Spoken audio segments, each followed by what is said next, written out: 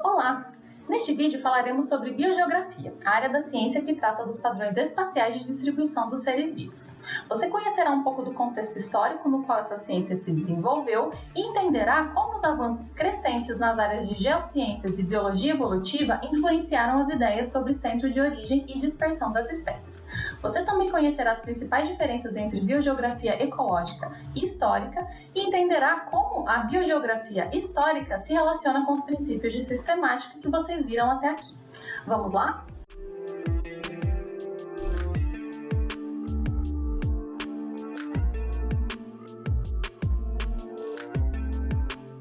Em algum momento, você já deve ter se perguntado: como uma espécie ficou confinada à sua atual área de ocorrência?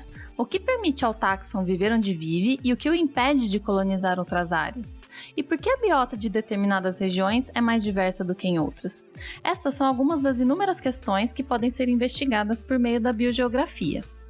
Podemos definir a biogeografia como a ciência dedicada a documentar e compreender padrões espaciais de diversidade, ou seja, ela estuda a distribuição dos seres vivos no espaço e no tempo, tentando reconhecer padrões e fornecer hipóteses sobre os processos que causaram estes padrões.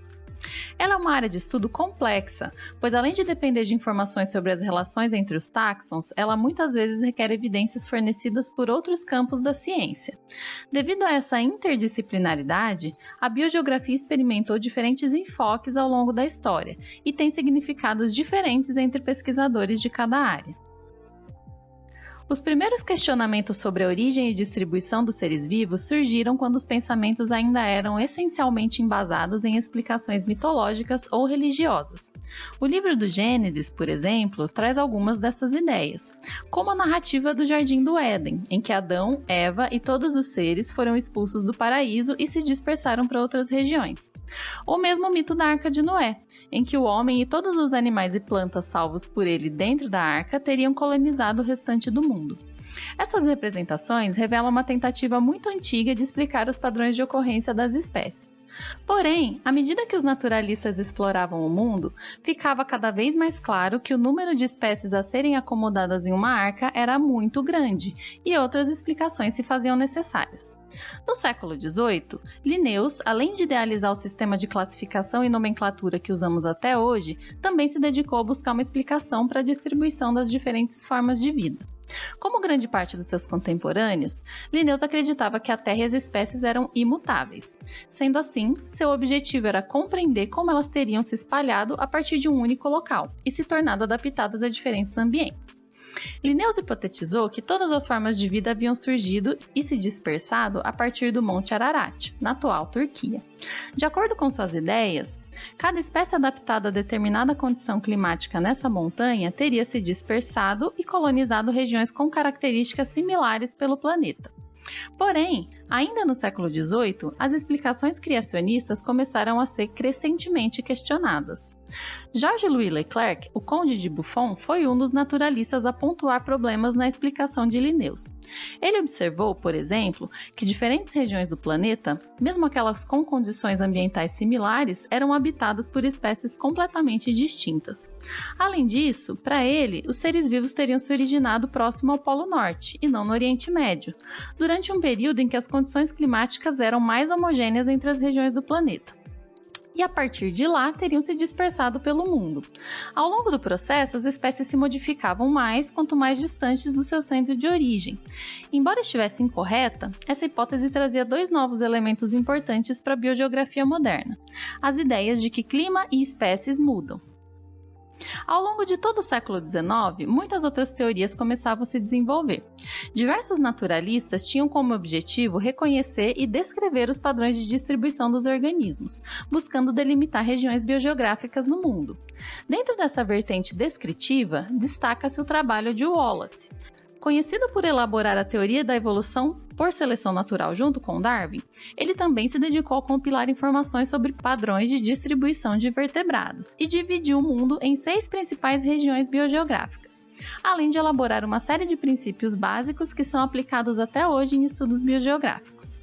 Paralelamente, alguns biogeógrafos buscavam não apenas descrever esses padrões espaciais, mas também interpretá-los em escala local, criando hipóteses e previsões sobre tais padrões.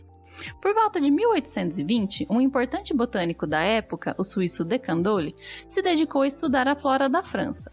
Ele procurou responder a duas questões básicas em relação à distribuição das espécies.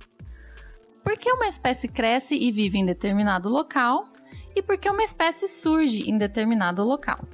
Para ele, a primeira questão estaria relacionada a fatores locais, como temperatura, tipo de solo, incidência de luz ou mesmo interações com outras espécies.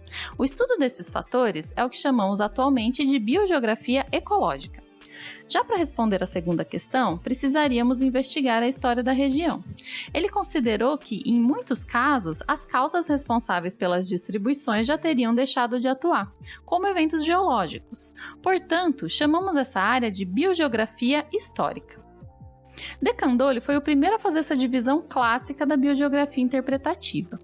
É importante lembrar que essa divisão é meramente didática e mascara a complexidade da disciplina, mas de maneira geral podemos compreendê-las da seguinte forma. A biogeografia ecológica analisa padrões de ocorrência no presente ou em escalas muito curtas de tempo, buscando entender como fatores ecológicos afetam a distribuição dos organismos. É o que percebemos, por exemplo, quando analisamos um mapa de distribuição de biomas, em que consideramos as adaptações das diferentes espécies ao meio em que vivem, e não as afinidades de parentesco entre elas ou a história evolutiva por trás deste padrão.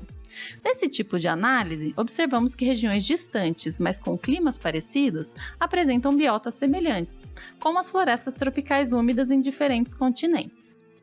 No entanto, diferente da biogeografia ecológica, que procura entender padrões de distribuição no tempo presente, e diferente também da sistemática evolutiva, que busca reconstruir relações históricas de parentesco sem se preocupar diretamente com a distribuição dos táxons, a biogeografia histórica une todos esses componentes. O principal interesse dessa abordagem é inferir processos históricos que ocorreram no passado e investigar como esses processos são responsáveis pelos padrões biogeográficos atuais, ou seja, analisar padrões nas escalas espacial e temporal. Nos próximos vídeos, veremos algumas premissas teóricas e métodos das principais escolas em biogeografia histórica que surgiram ao longo do tempo. Até lá!